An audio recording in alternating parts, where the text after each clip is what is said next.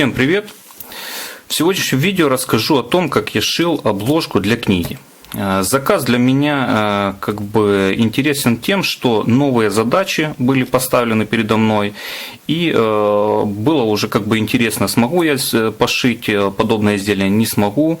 То есть в большей степени это был просто интерес попробовать что-то новое для себя. Само это издание, оно предполагается как подарок человеку, который фанат и ценитель этих всех историй, там игры все он прошел, поставлены по рассказам о Ведьмаке. То есть задача была создать обложку и сделать это издание, эту книгу оригинальным, эксклюзивным подарком, который по сути будет только в единственном экземпляре у этого фаната. Так как до этого подобных изделий я не делал, естественно, не было смысла записывать какое-то видео о процессе изготовления. То есть я не понимал, получится у меня, не получится. То есть очень много различных нюансов. Поэтому сейчас я просто расскажу поэтапно, как я шил, как я изготавливал эту обложку. Первое, с чего я начал, это, естественно, со встречи с заказчицей. Она рассказала, чего бы ей хотелось, сбросила мне ссылку на урок на блог какого-то мастера, который уже делал обложку. Там рассказывается поэтапно, в общем, что зачем нужно сделать. Я это все прочитал, потом изучил, как вообще изготавливаются обложки для книг. То есть на самом деле все делается иначе. То есть в этом случае обложка, она пошита как, тетрадная обложка, допустим, или обложка на паспорт. То есть она по сути одевается на саму книгу. То есть это как чехол для книги получается. Если брать профессиональное изготовление именно обложек, то есть они там изготавливаются из тонкой кожи, обклеивается именно сама обложка книги, то есть она не снимается. То есть сама книга, она обклеивается там специальными инструментами, в общем, там все намного серьезнее. То есть сейчас это просто получается такой чехол на книгу. В общем, дальше нужно было определиться, конечно же, с дизайном. Первый дизайн был совсем другой, то, что я себе нарисовал. Здесь должна быть центральная вставка, потом должны быть такие там уголки нашивались. Это то, что в примере мне сбрасывала эта заказчица, показывала, что есть человек, он шил уже обложку, и так там было сделано. Но у меня что-то, в общем, не вязалось. Я придумал дизайн с этими с нашивками уголков. Придумал, как отсюда там ремешки должны были идти. В общем, это все должно было выглядеть немножко иначе. Сам корешок, он должен тоже был как эта вставка, он должен был нашиваться. Но в какой-то момент, в общем, когда я начал делать обложку, все переигралось. И уже этот конечный результат, он вырисовался буквально в самом процессе изготовления. То есть я там вырезал эти полосы, прикладывал и понимал, что мне больше нравится, допустим. Я отказался от этих уголков, то есть сделал все немножко иначе. В общем, с чего я начал само изготовление? Я вырезал по размеру, замерил саму книгу, размеры ее, потом обернул ее в кожу и грубо, наверное, с отступом там может по 3 сантиметра с каждой стороны, я просто вырезал такой большой кусок кожи, в который можно было там эту книгу завернуть, по сути. И начал думать, как мне сделать корешок. То есть самое страшное для меня было в этой обложке – это корешок, потому что хотелось его сделать объемным и чтобы это выглядело, ну, как бы гармонично в конечном итоге. Мне нравятся у книг корешки, когда они не вот такие вот нашитые, то есть видно, что там, а вот когда они объемные, но при этом идет цельный кусок кожи. Я, в принципе, понимал, как это все можно сделать. Единственное, что я видел, допустим, когда работают тут с кожей, то обшивают или тонкой кожей, к примеру, обклеивают, тогда она повторяет форму вот этих вот накладок. Или же берут растишку и вымакивают ее в воде, и потом как бы продавливают тут, и она повторяет там форму нижней подложки. В моем случае, что касается материала, сразу скажу, в общем, для вот этой вот основы я взял растишку 1,6 мм. Вот, она достаточно мягкая, но и по сути у нее есть такая еще интересная фактура. Вот. То есть заказчице понравилось, и мы выбрали ее как основу. Вот эти вот накладки, сами ремешки сделаны из ременной кожи, толщина где-то 3 мм. Кожа с эффектом pull-up, вот можно видеть, что она такая как потрескавшаяся, ремни с нее получаются просто шикарные. На изгибах она еще осветляется таким вот образом. То есть это было выбрано два материала для изготовления этой обложки. Значит, получается, что для корешка вот здесь как бы мочить было кожу не очень хорошей идеей, потому что ее потом мне надо было бы садить на клей. Потому я пришел к решению, значит, сделал первым делом корешок. То есть, ну, здесь, там он просматривается. В общем, для корешка я взял миллиметровую кожу, растишку, на нее наклеил 3-миллиметровую вот эту ременную кожу. Вот такими вот участками. Между ними померил расстояние, оставил для того, чтобы между вот этими вот накладками вложились здесь ремешки. Значит, после того, как я это все наклеил, не знал, как себя поведет вот эта растишка, которая используется вот для основной как бы обложки, так? Поэтому те накладки я еще срезал. Вот как видите, они здесь, ну, получается, вот есть такой как бы срез, то есть они вот здесь угол я срезал. То же самое и у этой. Вот. Эти углы я срезал. И потом уже этот корешок промазывал клеем и постепенно наклеивал на него вот эту нашу растишку 1,6 мм, которая является основой для обложки. То есть я этот корешок, получается, подклеил под нее. Клей использовал цемент от Fibens. Чем он хорош? То, что его можно наносить только на одну сторону склеиваемую. Я наносил его на корешок, на вот эти вот как бы выступы. Наносил этот клей и постепенно вот так вот продавливал, наклеивал сверху вот эту нашу основу. Вот. В общем, таким образом вот эти вот штуковины, кожа, она мягкая, вот это именно основа, ну, относительно мягкая.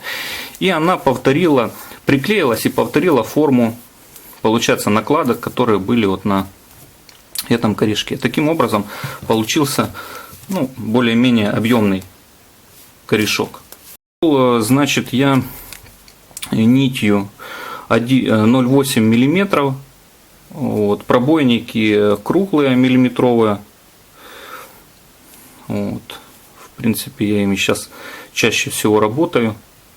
И на таких изделиях они дают, ну, на мой взгляд, такой красивый шов. То есть для вот таких вот изделий именно из ременной кожи подобные пробойники, там нить очень хорошо подходят. Нить вообще мне понравилась в сочетании с этими пробойниками. То есть красиво ложится, шов ровненький и все как раз в меру. То есть я шил до этого миллиметровой нитью. Она выглядит немножко, ну, не то чтобы хуже, но в общем не так красиво вписывается в это все. Вот. Дальше, когда уже был изготовлен этот корешок, потом уже как бы думал над тем, как обрезать правильно, ровно эту обложку, какой отступ здесь сделать, чтобы потом можно было вставить саму книгу.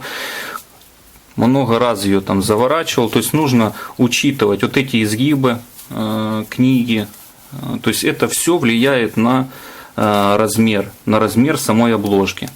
Да, сразу покажу еще вот как она выглядит сзади. То есть спереди на вот этой передней части обложки здесь есть выступы, шипы, вот, и амулет этот ведьмака. Чтобы книгу можно было ложить, на обратной стороне обложки я все посадил на хольнитены. Вот, они здесь больше как декоративный элемент. Сделали лазерную гравировку, ну, вот заказал. И в принципе все. Когда снова с корешком уже было готово, то есть я отмерил, сделал значит, сантиметровый отступ. Вот есть размер, допустим, обложки книги. Я сделал с каждой стороны по сантиметру как бы отступ и вот такого вот размера вырезал форму вот с нашей подложки. То есть с таким вот запасом. Получается, сама обложка, она где-то на 2 сантиметра вот, шире самой высоты книги и на 2 сантиметра получается длиннее самого обхвата книги. Вот, то есть этого оказалось достаточно. То есть все по сути как бы подбиралось экспериментально. То есть приложил, замерил там линейкой, сделал этот сантиметровый отступ.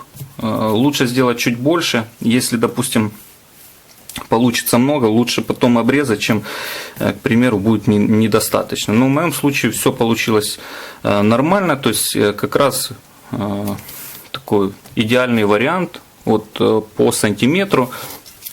Здесь тоже отступ между швами получился нормальный. Вот от корешка.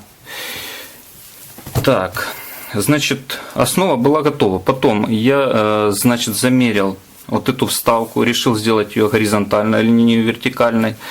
Еще мне заказчица отдала вот такой вот амулет. Она где-то заказывала. Амулет был на цепочке с таким вот ушком. Я ушко снял. С ним как бы отдельная история. То есть была задача, как-то его нужно было сюда подцепить. Вот. И я сначала не понимал, но в конце потом пришла в голову идея. Немножко позже расскажу. В общем, сейчас по этим накладкам. Накладки я вырезал. Ну, здесь, наверное, где-то 1,6, может 2 сантиметра с каждой стороны. Вот я сделал отступ и такой вырезал квадрат. Углы эти скруглил. Уже потом появилась идея, что у меня просто лежали, я когда-то заказывал вот эти шипы, не знал, куда их применить. И вот, в принципе, как бы такой вариант подвернулся, то есть решил эти шипы использовать на обложке. Они хорошо сюда вписываются, плюс отлично сочетаются с этим амулетом, все такое выступающее. Чтобы побольше как бы использовать этих шипов и поменьше было пустого места на обложке, вот здесь вот эти сделал вырезы под шипы так, и тоже рассчитывал, что эти шипы будут на вот этой основной накладке с названием книги. Потом вот эту Эти накладки, они на самом деле одинакового размера. В данном случае это логотип, ну как бы эмблема Ведьмака, там с игрушки, по-моему. Вот я нашел вектор в интернете, заказал, значит, гравировку. Это на тыльную сторону, а здесь подготовил место под амулет, под вставку, то есть вырезал круг этим циркульным ножом, который показывал в предыдущем видео. Вот. И потом заказал, чтобы вот здесь вот шрифтом, тоже скачал с интернета, есть шрифт, не помню как называется, в общем, как с игрушки о Ведьмаке. Вот, сделал надпись, и они тоже здесь сделали гравировку. В общем, пока эти части были на гравировке, я время не терял, изготавливал ремешки. Ремешки думал сделать на кобурных винтах, как часто это делает, но потом мне эта идея очень не особо понравилась. Есть у меня такие вот пряжечки, заказывал с Италии, когда-то мне прислали, тоже несколько штук там для образца заказал и решил их сюда применить. На пряжках мне показалось это все намного интереснее, то есть ремни сделал цельные, которые обхватывают полностью книгу, замерил размер, вот, поставил эти пряжечки просто на хольнитены, ничего не прошивал. Из такого, чего в принципе раньше не делал, это тренчики. Вот, тренчики я как бы утоньшал и тоже собрал на хольнитен. Так как они маленькие, здесь их прошивать особо как бы смысла не было. Вот. И нагрузки на них здесь тоже особо нету. Поэтому хольнитены все нормально удержат. В общем, я их склеил и вот так вот собрал. То есть с ремнями как бы понятно. Потом уже, когда первый поставил вот здесь хольнитены, закрепил эти ремни в этом месте, уже потом обернул книгу. И вот от этого края на одинаковом расстоянии, что верхний, что нижний, ставил точки, пробивал отверстия и закрепил эти ремни уже к нашей основе, к нашей обложке. То есть таким образом спереди вот, и на тыльной стороне обложки я закрепил ремешки. То есть они крепятся только на хольнитены. Вот здесь один только момент был, значит, получается на изгибе, вот, когда мы книгу раскрываем, вот здесь нужно было, сколько я, по-моему, где-то 5 миллиметров сделал, то есть, как объяснить, расстояние между вот этим вот отверстием и вот этим на ремне, оно больше на 5 миллиметров, чем расстояние между этими же отверстиями на самой основе обложки, чтобы у нас при загибе вот здесь не было натяжения и ремешок ложился ровненько вот на этот изгиб, ничего у нас не перетягивало. Дальше нужно было проделать работу именно с накладками, то есть я их уже забрал готовые, с гравировкой.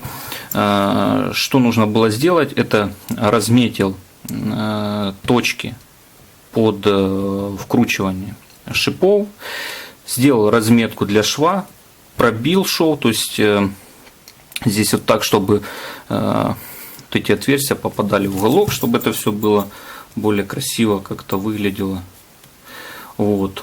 По кругу этому пустил прошивку, то есть я это все как бы пробил, эти отверстия вкрутил шипы и дальше уже на одинаковом расстоянии от края обложки, то есть старался максимально ровно выставить эту вставку, в общем, чтобы все линии вот эти шли параллельно вот этим линиям обложки, чтобы все выглядело более-менее ровненько.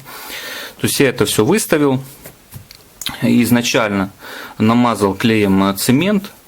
Вот. Как уже сказал, чем он хорош, что можно намазать, допустим, вот эту одну как бы вставку, и не нужно наносить клей на основу, потому что я, допустим, не знал, где, в каком месте точно ляжет эта накладка. То есть можно было вот здесь все намазать, и оно уже бы после того, как мы приклеили накладку, здесь бы клей был, и это было бы некрасиво. Поэтому нанес клей, приклеил, выставил там по линейке, и все, и оно вот здесь приклеилось. После того, как накладка эта наклеилась, уже по проделанным отверстиям я прошелся шилом. Таким образом пробил нашу основу 1,6 мм и по разметке сделал прошитие. Прошивка по контуру и вот эту вот окружность. На отступ от края 5 мм делал. Вот, то есть получается, эта прошивка у нас, она совмещает две кожи, как бы основу и накладку, помимо того, что это все еще проклеено. То же самое я сделал и с обратной стороны. Вот эту вот накладку с гравировкой, то же самое я ее наклеил, шилом прошелся по отверстиям и прошил. Здесь все проклеено, плюс еще вот эти хольнитены, они тоже совмещают, как бы держат этих две кожи вместе. Дальше нужно было как-то прикрепить вот этот вот амулет. В общем, вся сложность в чем? У него вот здесь есть отверстие для цепочки. Сразу пришла идея, чтобы посадить его на хольнитен. Но получается здесь вот одна точка крепления, и тогда бы, при использовании книги этот амулет он бы шатался. Вот. Чтобы его закрепить здесь, пришла в голову следующая идея. Сам амулет, он как бы с тыльной стороны пустой. То есть вот эта форма отливалась, и там как бы такая получается как бы емкость. Это пространство я залил, как же этот такой горячий клей есть в стержнях. В общем, пистолетом это все разогрел и залил туда. И когда этот клей еще не застыл, я туда поставил, по-моему, кобурной винт. В общем, его перевернул, чтобы резьбой он выходил к нашей коже. И все, клей застыл, и получается, что по центру вот этой окружности я сделал отверстие и вкрутил туда уже винт.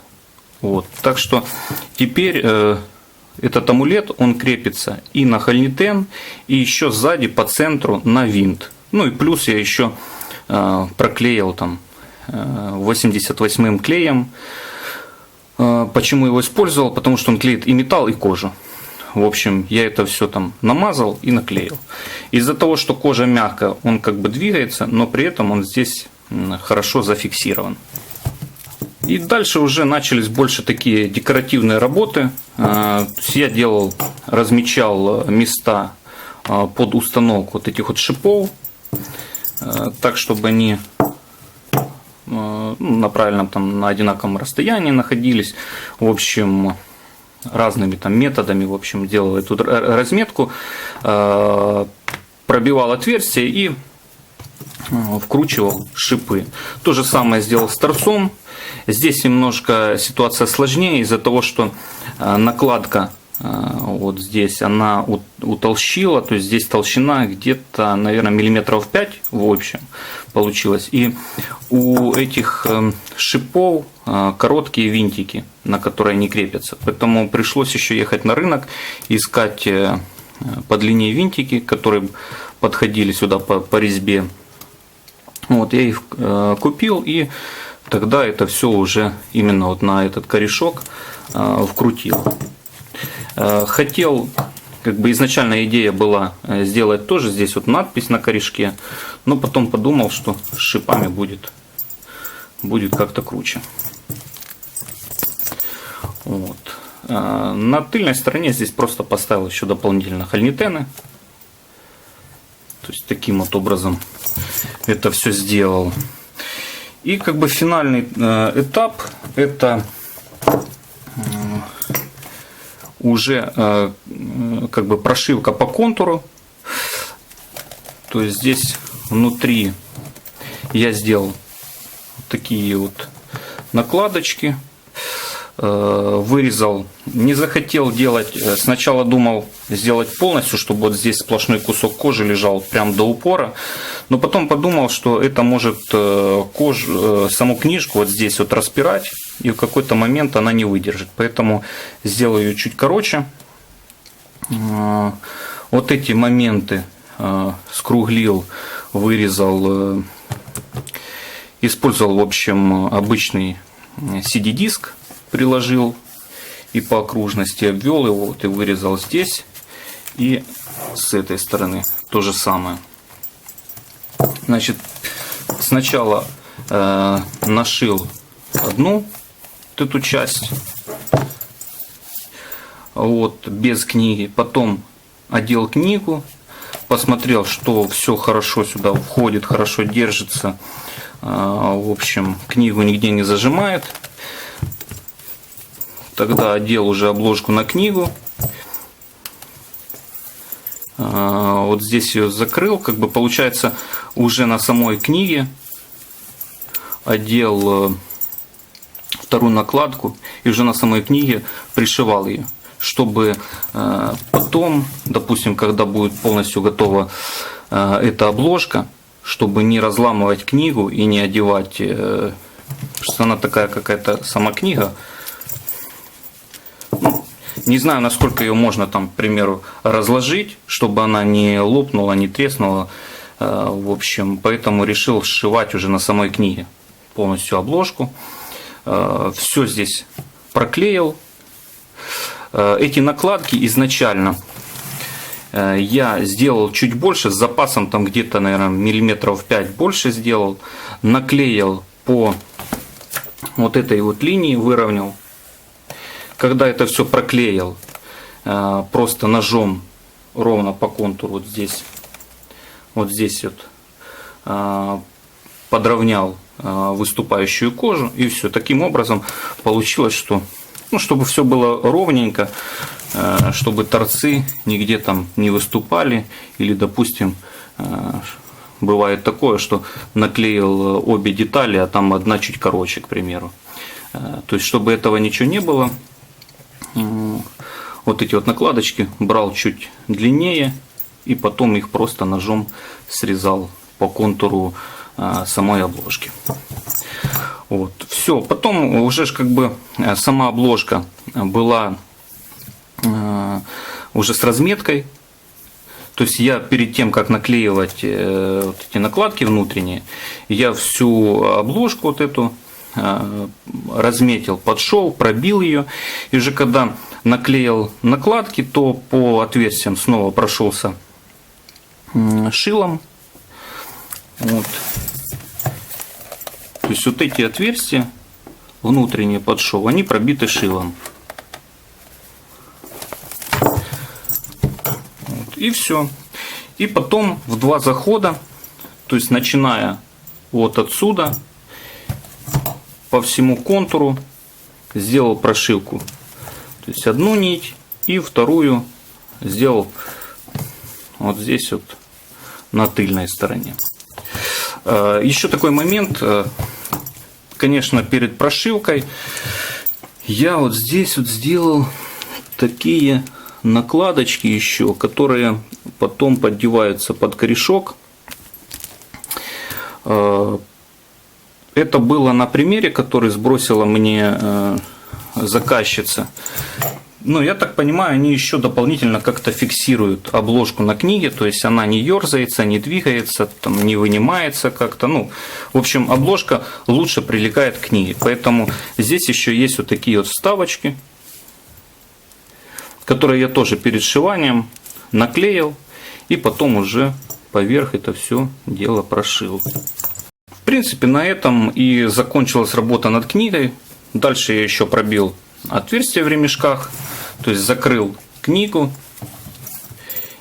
и там вот на определенном расстоянии, то есть померил, как она лучше будет держаться. И вот здесь, чтобы было не в натяжку, чтобы сильно не загибало оно обложку, вот здесь вот еще проделал отверстие. А вот это отверстие, оно больше как декоративное. Вот, то есть оба ремешка таким образом сделал, и все, книга готова. Это что касается сборки. Теперь, что касается обработки всех частей, я об этом как бы не захотел сразу рассказывать, то есть мне проще сейчас объяснить. Все достаточно просто, и так, как я обычно делаю. Значит, бахтерму на вот этой вот подложке, на основе как бы книги и на вот этих вот подложках, которые внутренние. В общем, везде бахтерму я обработал клеем СМС, то есть я загладил, потому что это кожа растительного дубления. Все хорошо загладил и покрыл апритурой. Апритуру использовал жидкую, называется Autolux от EXI. У меня есть как бы образец, его нужно использовать, поэтому и он как бы хорошо себя вот, ведет на этих всех кожах, поэтому изнанку я обработал таким вот образом. Можно было бы это все не обрабатывать. Я изначально думал оставить так, потому что ну, здесь, во-первых, бахтермы особо и не видно, во-вторых, может там ворс как-то лучше держался, там, не знаю, не давал скользить обложке. Но потом все-таки решил обработать из-за того, что вот некоторые части здесь вот видно. То есть, если бы здесь была бахтерма, уже бы выглядело бы совсем иначе. Поэтому решил это все загладить и сделать таким вот гладеньким, чтобы если будут какие-то элементы просматриваться, то они выглядели хорошо. Это что касается бахтермы. Конечно же, все торцы на вот этих вот накладках из ременной кожи, то есть внутренняя окружность, сами вот эти ремешки, везде я поснимал фаски, и предварительно перед сборкой я это все заполировал и покрыл. В общем, сейчас использую в качестве финиша для торцов грунт от Финичи. Он прозрачный, его не видно, но при этом он делает такие качественные гладкие торцы, вот, приятные на ощупь, то есть в каких-то случаях даже и красить не нужно.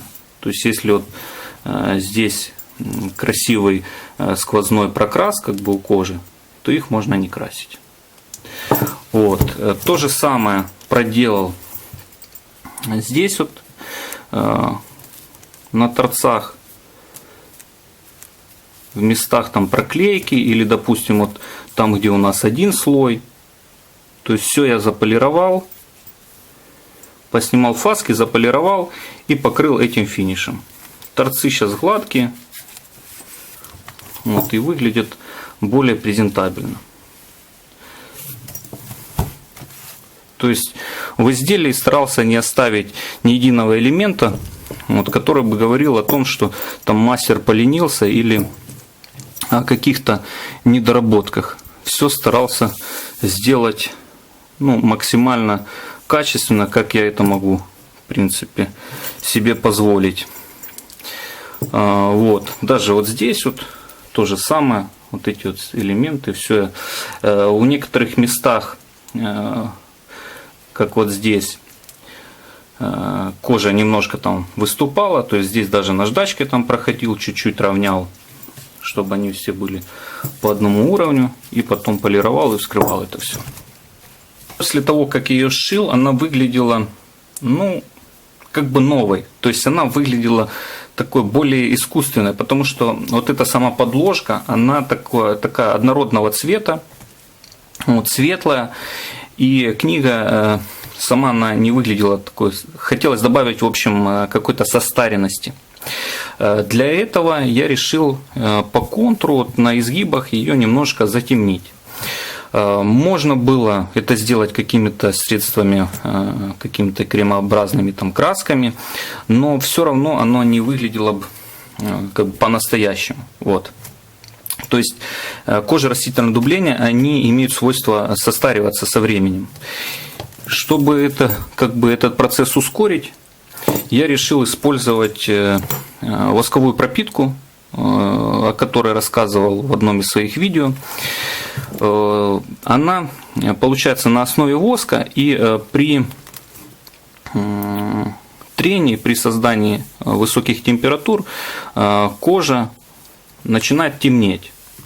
Вот, поэтому я взял этой пропиткой, промазал изгибы, промазал вот здесь вот углы, по контуру шва, вот по прошивке, нанес эту пропитку, обмотал сликер тканью катоновой, и потом просто это все вот так вот натирал, и получилось немножко такого эффекта состаривания. То есть на различных вот здесь выступах, в общем, где мог, там натер. И теперь уже после вот таких вот операций книжка выглядит, как будто бы, ну, ей уже пользовались. То же самое пытался сделать вот здесь, но здесь немножко сложнее оказалось, потому что на вот таких вот ровных плоскостях при трении ну, ничего не происходило. То есть нужно какие-то прямо, не знаю, как углы, чтобы потемнение вот проступало. Потом внутри я решил ничего здесь не темнить, оно просто со временем, не знаю, от использования сама кожа будет уже затемняться. И поверх всего потом нанес на все изделие, на все элементы кремообразный финиш от EXI, называется Splendida. Я о нем уже немножко рассказывал. Что мне в нем нравится, это то, что изделие, с одной стороны, оно выглядит как новое, но с другой стороны, кожа не теряет вот эту натуральность. То есть на ощупь она очень приятная, видно всю фактуру, то есть нету этого пластмассового такого искусственного покрытия. Хотя какая-то пленка все равно присутствует, тут можно видеть, что есть такой незначительный блеск. Так что нанес этот крем. Был у меня с ним один нюанс, значит, просто дам рекомендацию. Кто хочет себе приобрести его для работы, возьмите сначала немножко, испытайте на своих кожах, которые вы используете в работе, и потом, если он вам подойдет, и покупайте себе там больше порций, допустим, и работайте с ним. Что произошло? На некоторых кожах растительное дубление, после нанесения некоторые кожи оставляют краску, допустим, там на одежде, на ткани. Вот, они красятся. Не знаю, с чем это связано. Я еще на хромовом дублении не проверял, не тестировал, но на некоторых кожах растительного дубления происходит окрашивание. Так что этот крем, он подойдет не для всех кож. И ну, это как бы нужно знать и учитывать в своей работе. Перед тем, как наносить этот крем, я попробовал его, испытал на вот этих вот двух кожах, на образцах. Все как бы нормально, поэтому я его применил в данном изделии. Саму книжку я не читал, но играл в игры, и как бы сам Геральт, ведьмак, он там борется с разными существами. В общем, такой символический кусочек ящерицы в качестве закладки еще положил будущему владельцу книги, вот, напоминающий о том, что Геральт там борется с разными тварями. На этом этап моей работы с данным изделием был закончен. То есть в дальнейшем заказчица еще попытается состарить вот эти вот листы, придать им винтажного вида, чтобы они больше сочетались с обложкой. Но в этом я уже не помогу, то есть я не знаю, как это все делается, там, как работать с бумагой. Что касается с кожей, в принципе, я сделал все, что мог, все, что было в моих силах на данный момент. Вот. Получилось вот такое вот изделие.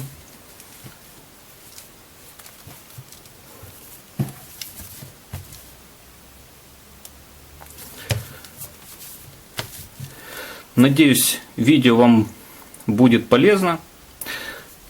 ставьте лайки, подписывайтесь и спасибо за просмотр.